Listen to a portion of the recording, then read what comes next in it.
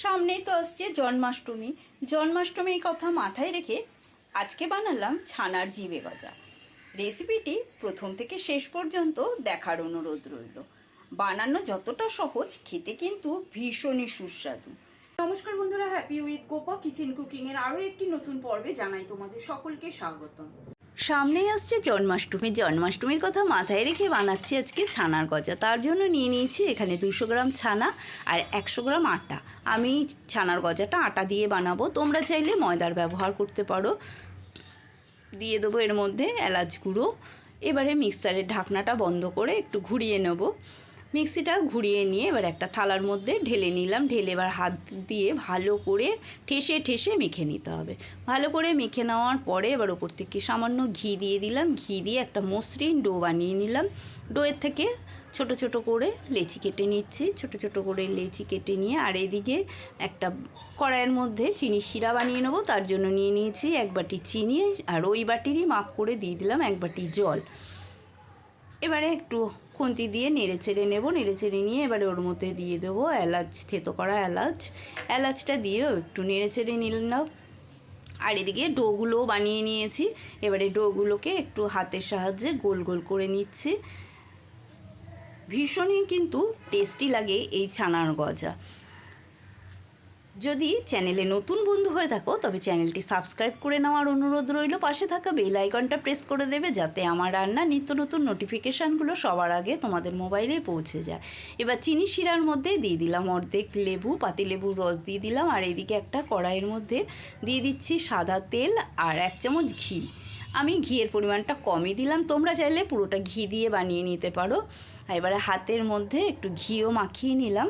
একটু ঘি মাখিয়ে নিয়ে এবারে আস্তে আস্তে করে গোল গোল করে তারপরে একটু হাত দিয়ে চেপে নিয়ে তারপরে চাকুর সাহায্যে একটু চৌকো মতন করে নিচ্ছি। জন্মাষ্টমীর দিনে কিন্তু এই রেসিপিটি তোমরা বানিয়ে ভগবান শ্রীকৃষ্ণকে নিবেদন করতে পারো। ভীষণই সুস্বাদু এই ছানার গজা। এবারে একটা রুটি বেলনি নিয়েছি। রুটি বেলনির মধ্যে দিয়ে এবার একটু বেলে নিতে হবে। বেলে নিলে একটু পাতলা হবে, বেশি বিশাল মোটাও করব না, আবার একদম পাতলাও করব না। মাঝারি সাইজের করে গজাগুলো বানিয়ে নিচ্ছি। তোমরা তোমাদের পছন্দ মতন শেপ দিয়ে গজাগুলো বানিয়ে নিতে পারো। এবারে একটা করে গজা বানিয়ে নিয়ে এবারে তেলের মধ্যে দিয়ে দিলাম। আর তেলের পরিমাণ, তেলটা মানে বেশি গরম করা যাবে না, তেলটা একটু উষ্ণ গরম থাকতেই দিয়ে দিতে হবে। তেল যদি বেশি হিট হয়ে যায় তাহলে গজাগুলো কিন্তু পুড়ে যাবে। একদম লো স্টিমে গজাগুলো এপিট ওপিট করে ভেজে নিতে হবে। দেখো গজাগুলো কি সুন্দর ফুলে ফুলে উঠেছে। এপিট ওপিট করে একটু লাল লাল করে ভেজে নিচ্ছি। লাল লাল করে ভেজে নিয়ে এবার এগুলো একটা একটা করে চিনির শিরার মধ্যে দিয়ে দেবো। এরকমভাবে সমস্ত গজাগুলোকে বানিয়ে নেব।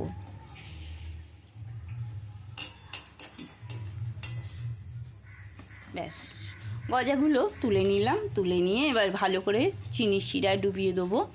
আমি একটা চামচের সাহায্যে এপিট ওপিট করে দিয়ে দিচ্ছি। আবারও কয়েকটা গজা বানিয়ে নেব তেলের মধ্যে। আমার কড়াইটা যেহেতু ছোট, আমি অল্প অল্প তেলেই ভাজছি, সেই জন্য আমি 3টে করে দিয়ে ভেজে নিচ্ছি। তোমরা যদি অনেকটা তেল দিয়ে ভাজো তাহলে অনেকগুলো করেই ভেজে নিতে পারবে। আর রেসিপিটি তোমাদের কেমন লাগলো আমাকে কিন্তু কমেন্ট বক্সে জানাতে ভুলো না। রেসিপিটি ভালো লাগলে লাইক দিয়ে দিও আর বেশি বেশি করে শেয়ার করে দিও। দেখো শিরার মধ্যে ডুবিয়ে দিয়েছিলাম। এবার শিরা থেকে একটা একটা গজা তুলে নিচ্ছি একটা প্লেটের মধ্যে, কারণ বেশি শিরা ঢুকে গেলে বেশি ভালো লাগবে না। যেহেতু আমি এটা গজা বানিয়েছি, সেই জন্য চিনি শিরার মধ্যে দিয়ে একটু ডুবিয়ে কিছুক্ষণ রেখেই তুলে নেব। কালারটা কি সুন্দর হয়েছে দেখতে, দেখো ভীষণই সুন্দর। যেমন দেখতে সুন্দর তেমনই কিন্তু খেতেও সুন্দর। চলো একটা টেস্ট করে দেখে নেওয়া যাক কেমন হয়েছে খেতে। ফাটাফাটি, কোনো কথা হবে না, এতটাই টেস্ট হয়েছে। বাড়িতে কিন্তু তোমরা অতি অবশ্যই এই রেসিপিটি বানিয়ে নিতে পারো। টাটা। আজকের মতো রেসিপিটি এই পর্যন্ত।